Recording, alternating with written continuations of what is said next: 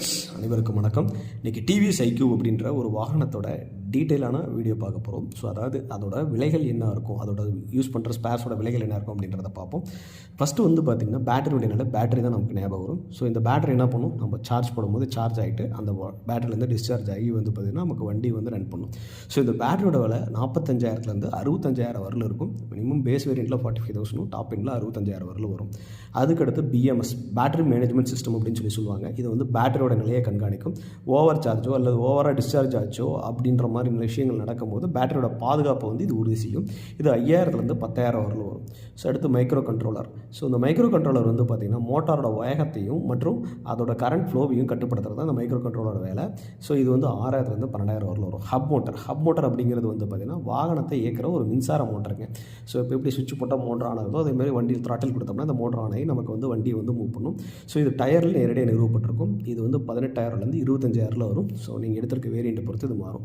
MCU, இது வந்து பார்த்திங்கன்னா ஒரு மூளை அப்படின்னு கூட சொல்லுவாங்க. இது ஒரு micro controller.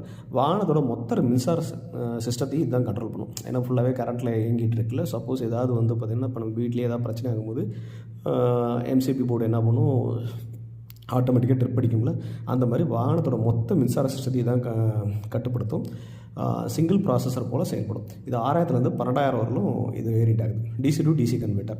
DC to DC converter அப்படின்னா வாகனத்தில் பேட்டரி வந்து பார்த்திங்கன்னா மேக்ஸிமம் வந்து டிசியில் தான் இருக்கும். ஸோ டிசியில் இருக்க பேட்டரி வந்து பார்த்திங்கன்னா உதாரணத்துக்கு ஒரு 48 வோல்ட்டோ இல்லை 60 வோல்ட்டோ அந்த பேட்டரியோட அவுட்புட் வோல்டேஜ் வருதுன்னா டேரெக்டாக நம்ம அதை ஒரு பல்பில் கொண்டு போய் கொடுத்தோம்னா அது வெடிச்சிடும்.